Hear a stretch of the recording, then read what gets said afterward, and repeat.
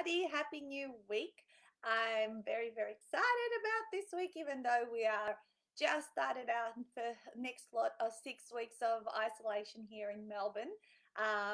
But I've got a ton of things to get going with, so there's no boredom or inactivity around the house, and we've got the pleasure of homeschooling our kids from next Monday as well. So that'll be a little bit of a juggle, but I'm sure mum will be able to lend a helping hand. So today, I was thinking, what would add value to you guys about, what I can talk about. And Stuart and I were discussing it. We're always on a Sunday kind of going, what's going to be the Monday morning content, unless I've sort of chosen it ahead of time. We thought, let's go through pricing, how to price yourself for success, and how to think about your prices, when to increase them, how to go about increasing them, how to put them together so that you feel confident in what you've got to offer, and how to present them into the marketplace. So before I do that, I will do my little shares in the groups where this goes live. And if you have got questions around this or comments, even if when the call finishes, you can post them there, and I will get back to you guys. All right, here we go. I just have to share this across, sharing a group. Here we go. Oh gosh, it has changed the way it looks in here. In It always changes. All right, here we go. And I hope you guys have had a wonderful weekend, and are pumped for another week. Have set your goals and whatever it is that you want to achieve, and what's coming up moving forward. So I can see a few people have joined. So let me just do this one. Good morning, back. Happy birthday to Stuart. Yes, it is Stuart's birthday today, and he's having a day off.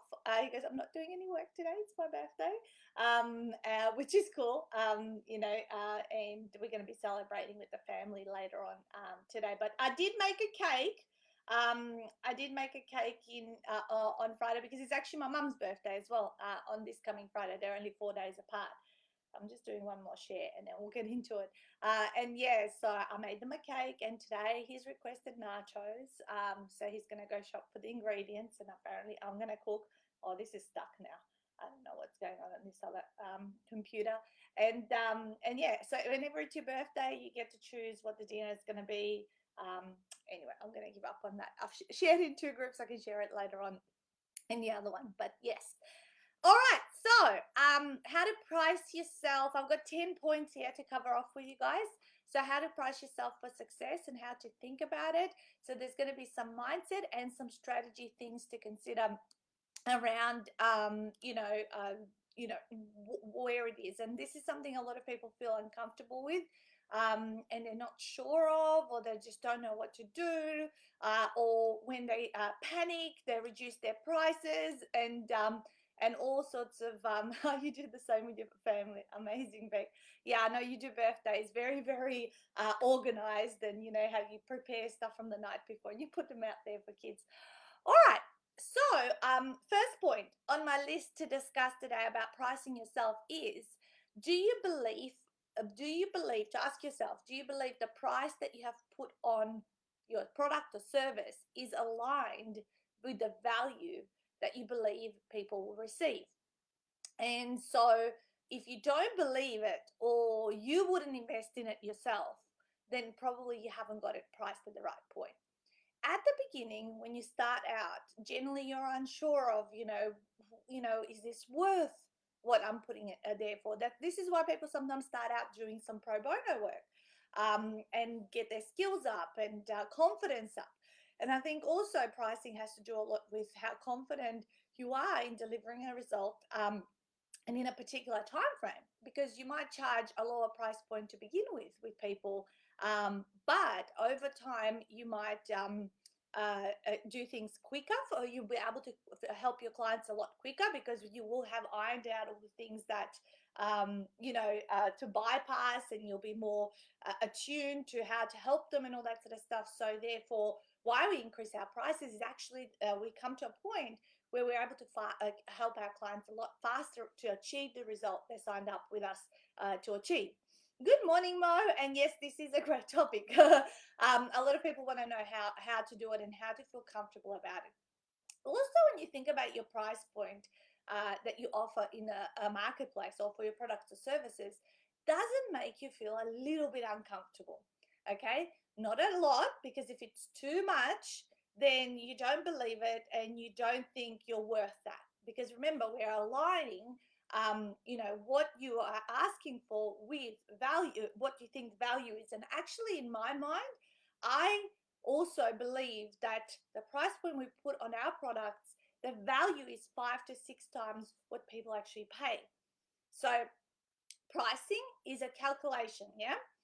What people invest in you is a calculation, an amount, but value is actually a feeling, yeah, a feeling of what someone thinks they're going to get from you, or the future return on investment for what they've invested in with you. So value is a feeling, not a calculation, whereas your price is the calculation. And I always say, I feel that within what we do, that what people get, and often some of our programs have lifetime support and access to our masterclasses, like our retreat authors get that as part of their package, and we continue to deliver value over time. And those that stick around do receive that value, and I would say, yeah, it's 5 to 10 times what they're originally invested in. Okay, so if you are very comfortable with your price point, then you're probably too cheap and you're underpricing yourself, and you might end up being overworked and underpaid, as they say. So, new financial year is a great time to fix your pricing. Yes, Beck, it is. We actually went up in our pricing. We actually, when COVID hit, we had to pivot the whole business offline to online. That's right. That's the way.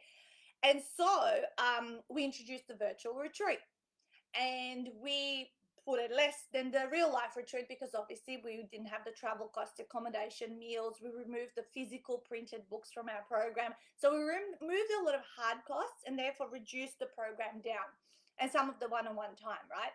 And we brought it down, and we saw where it's at for the 3 months, and then realized after those 3 months of selling it at that price point that it was actually too cheap. Yeah, because we realized there was just as much work and just as much effort and just as much value. The only thing that was missing is the 48 hours that people would go away from their homes and come and have the real life experience. But the work was just as much for our team, if not more, because we're managing and doing everything online. And so from July 1, a week or 10 days before July 1, we actually announced we were going up in the price point to make it more realistic of where it actually needs to see, better aligned to equate the amount of work that we had to do. Because all of a sudden we're like having so many people, obviously take advantage of it, but we go, oh my gosh, this is turning into huge volume, but just as much work per client as it was before. So we adjusted, and from July 1 we went into a new pricing structure. Great time to do it is start of the year, or obviously start of the financial year. Calendar or financial year is to review your pricing and see where you're at. And sometimes you add or remove things from what my second point is. Make sure that you're packaging and bundling yourself, because in packaging and bundling, this is where we can build that value that feels 5 to 10 times the asking price.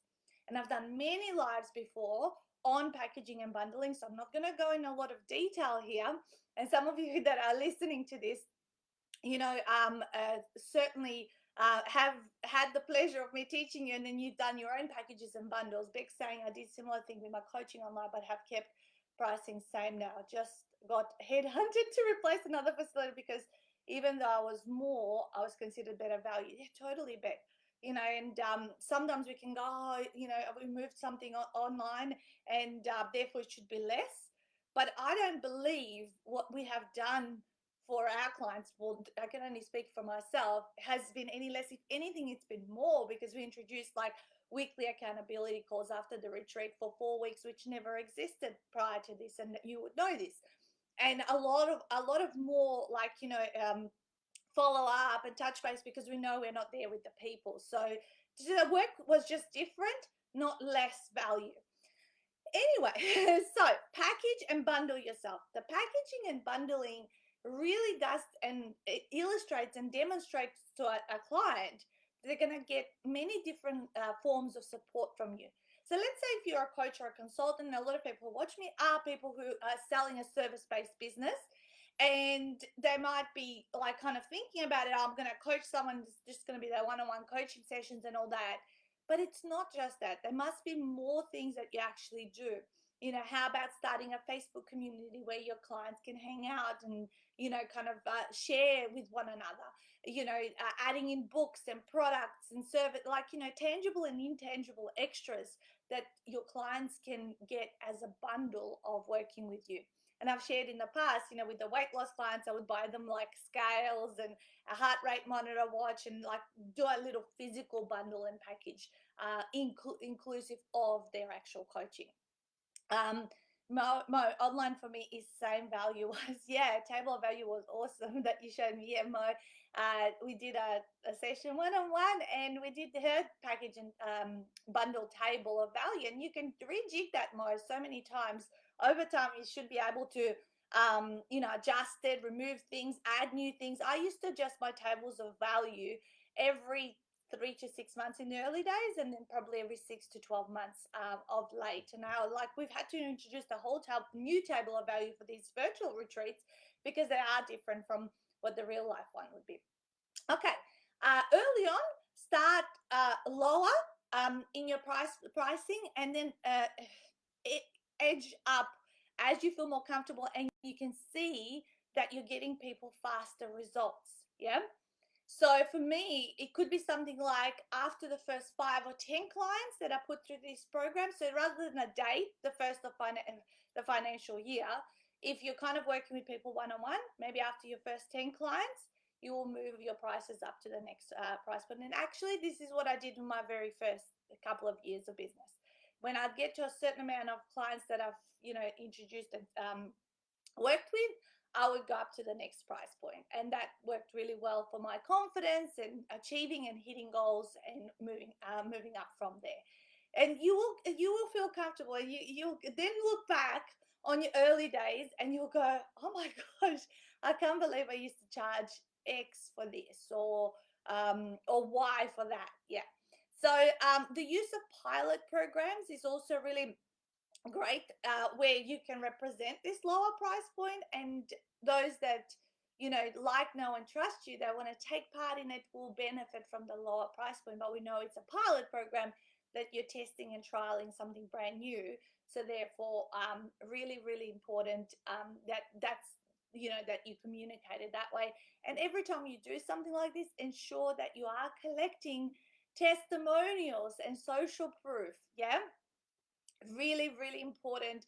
Every time you've worked with a client, Stuart used of late in the last few retreats, he said, do we still really need to get testimonials? We've got so many, we've got hundreds of them. I said, yes. I said, we still need to get testimonials because I want to make sure they're the most updated, the newest ones. They're not from like 5 years ago that someone's done a retreat. They're from, and the first time we did the virtual retreats, which was in May, I asked the Australian and the USA group who would give me one. And what we did is we created this breakout room called the Testimonials room. And basically, who wanted to give one, I would go one-on-one there, and I would stop and start the recording, and actually was able to record like 6 or 7 testimonials out of each of those virtual retreats during one of our breaks. And then when we got off the call, I was able to splice them into one video and put in like the book cover for the author. And then this was really a huge tool that I started using after those retreats to be able to promote the next ones, which are coming up in August. And actually, the Australian one's fully booked. We're already booking up the November one, and the USA one is probably 75% capacity now as well. But every time I run my half-day workshop now, I'm not promoting like I had like a real life retreat video, which kind of doesn't make any sense if you're the offer is a virtual retreat. So collecting these of the last retreat and showing people what the feedback was in a virtual retreat has been my retreat video, really. So collecting testimonials and social proof is one of the strongest ways that you can show people from others, not just from you, that this is value that people get. I just did a huge corporate tender response, and I did an organizational table already, so scaled the idea for that. Will be interesting to see if it helps with with competitive advantage. It totally will, Beck. It will. Not many people do tables of value, yet we see them everywhere. We buy from people who have a package that we can see what we get, and it works like magic. So I think it'll work. All right, what else have I got here? Options of different price points. So what does your funnel look like? Do you have lots of options, or are you trying to sell people into the one and only thing? Let's say coaching. I have seen a lot of coachings as purely sell their coaching. This is how much I'm per hour, no package, no bundle, and it kind of just doesn't seem like it's an actual program. So I think what we sell needs to ooze a system and a program, and it needs to have a start point and an end point. Okay, so think about that. When you are introducing it to someone, think about, how is this a program? How is this a package that has a start and end point? People do not like to know that they're going to be indefinitely working with you, even if sometimes if they enjoy the coaching, they might want that regular support to touch base with, which has happened to me in the past. But initially, when you start with someone, it needs to feel like it's a program and a process that has a start and an end point. Okay, so really, really important. And then what other things do you have? So how do you build? And this is why people write books with us, because a book is the start of the funnel. They can get a $20 or $30 product that's going to start building that relationship. Then do you have got a low cost workshop? Have you got something that they can do, like a mini online course or a bigger online course? What kind of steps, 3 to 5 steps, do you have in your funnel that people can engage you with? Because once they start somewhere, they generally are going to do more, because they'll see the value behind it.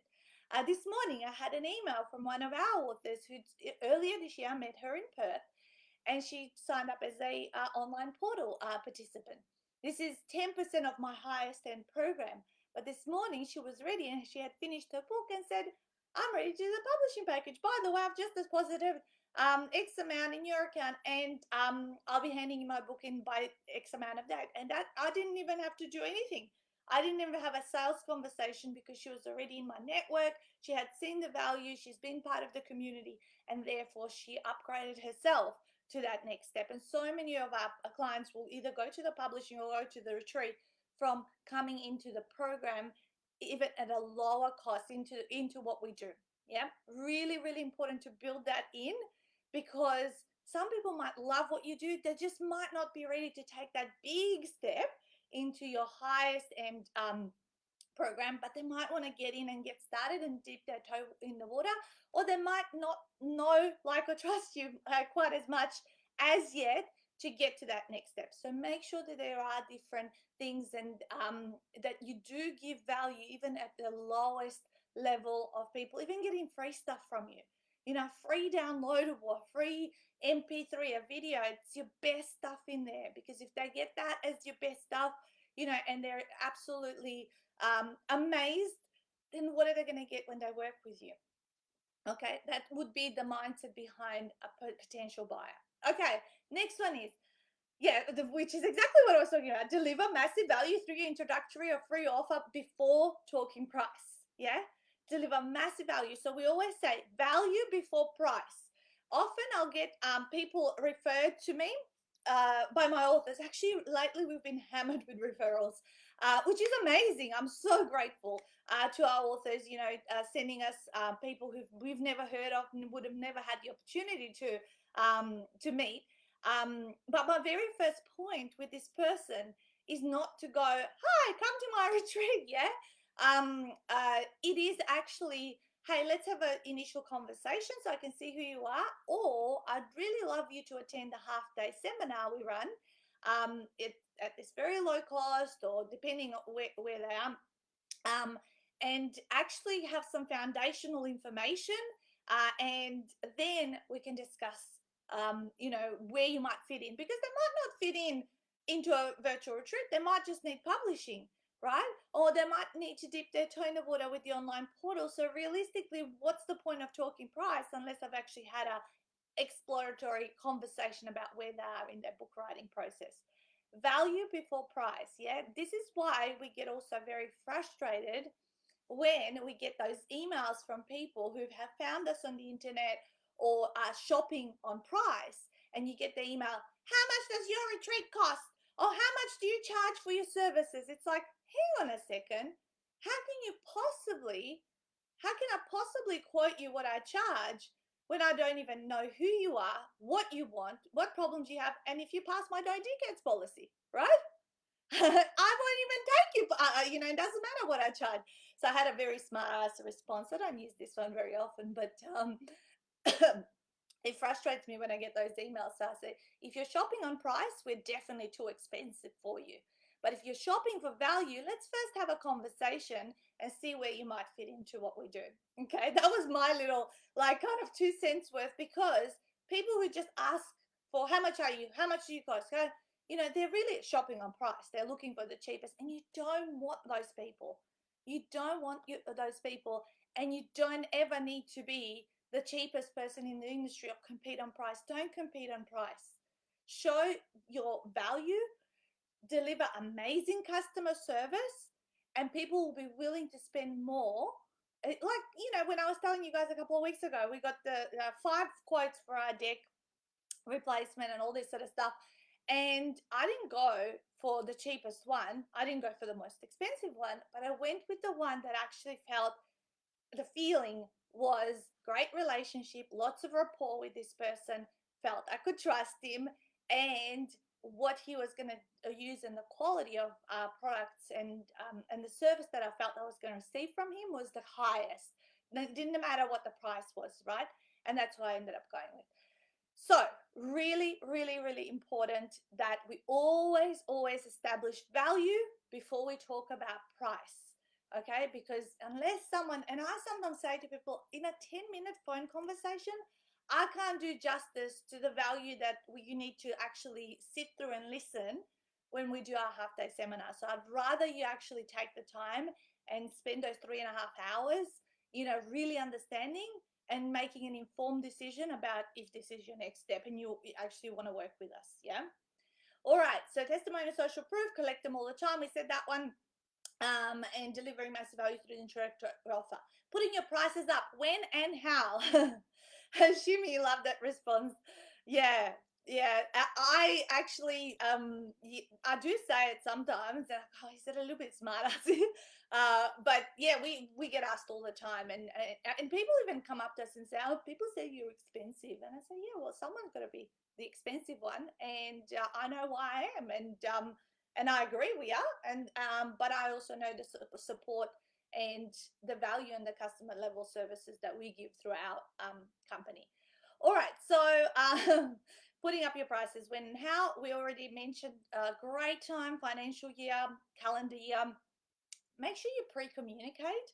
Pre-communicate 2 weeks maybe ahead of time, maybe even a month, up to a month, but at least we give people a heads up.